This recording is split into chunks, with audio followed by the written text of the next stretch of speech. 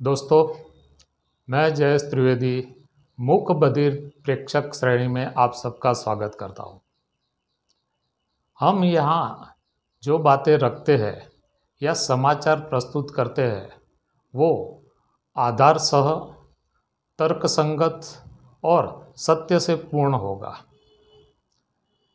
पहले एपिसोड में हमने बताया था कि चुनाव आयोग, राजकीय दलों के अग्रिम नेतागण और चुनाव आयोग के साथ जुड़े सभी सरकारी हुद्देदारों को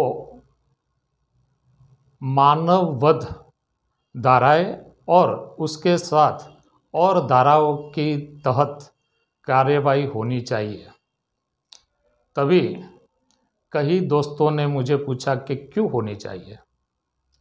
तो ये बात आपको समझाने के लिए मैं एक दृष्टांत रखना चाहता हूँ। गुजरात में महानगर पालिका का चुनाव हुआ। जब चुनाव हुआ तब कोरोना अपना प्रभाव शुरू कर चुका था। दिन प्रतिदिन कोरोना प्रभावित लोगों की संख्या बढ़ रही थी। लेकिन गांधीनगर महानगर पालिका का चुनाव बाकी था।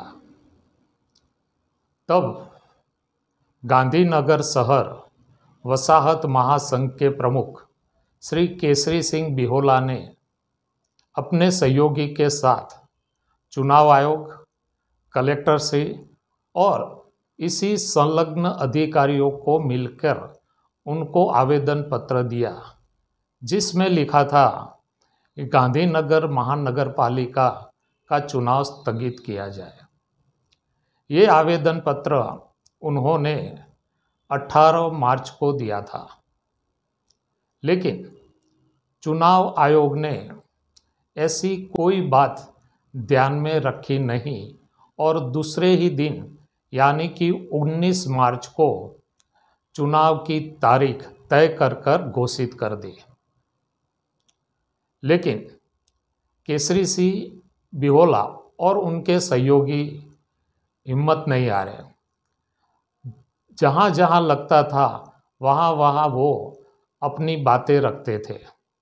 लेकिन पद पर बैठे कोई भी अधिकारी को ये बात समझ में नहीं आई या समझना नहीं चाहते थे।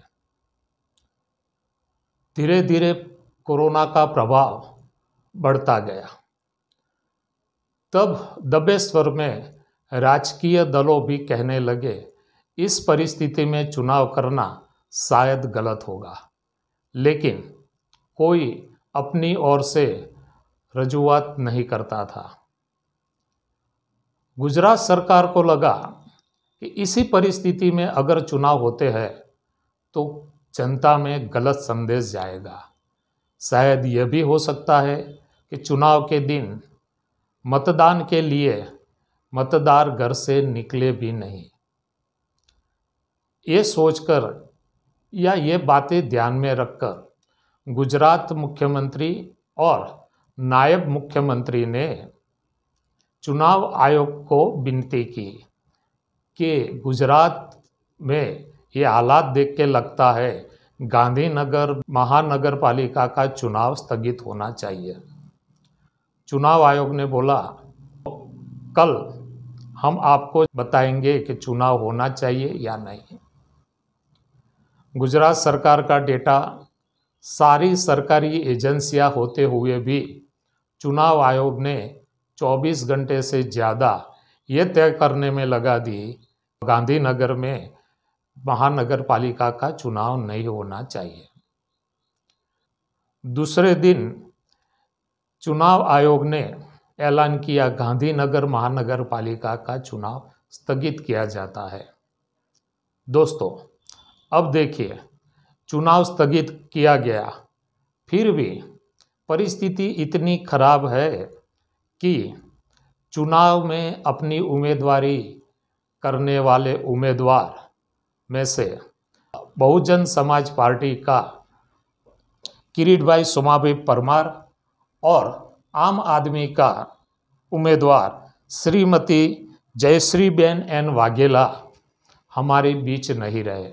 अगर चुनाव होते तो परिस्थितियां कितनी विकट हो जाती।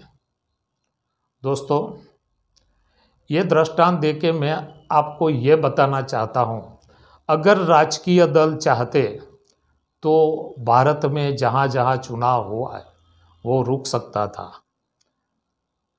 कुछ दिनों के बाद या महीनों के बाद चुनाव हो सकते थे, लेकिन ऐसा हुआ नहीं।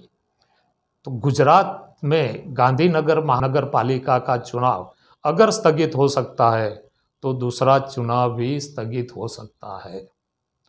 अब देखो, गांधीनगर महानगर पालिका का जो चुनाव होने के लिए जो प्रक्रिया होनी चाहिए, वो सभी प्रक्रिया, वो सभी खर्च चुनाव आयोग को फिर से करना पड़ेगा। तो दोस्तों, ये जो पैसे है वो ईमानदार टैक्स पेयर का पैसा है, तो ये खर्च नुकसान की जिम्मेदारी किसकी है? इसीलिए मैंने कहा था, अगर राजकीय दल चाहते तो चुनाव स्थगित हो सकता है। भारत में अलग अलग राज्यों का जो चुनाव किया, उसकी जमीनी परिस्थिति देखी होती तो शायद इतना प्रकोप कोरोना का नहीं होता। और इसीलिए मैंने पहले एपिसोड में बोला था कि चुनाव आयोग, राजकीय दलों के अग्रिम नेतागण और उनके साथ जो संलग्न अधिकारी थे, उन पर मानव वध की धाराएं लगाकर कार्यवाही होनी चाहिए।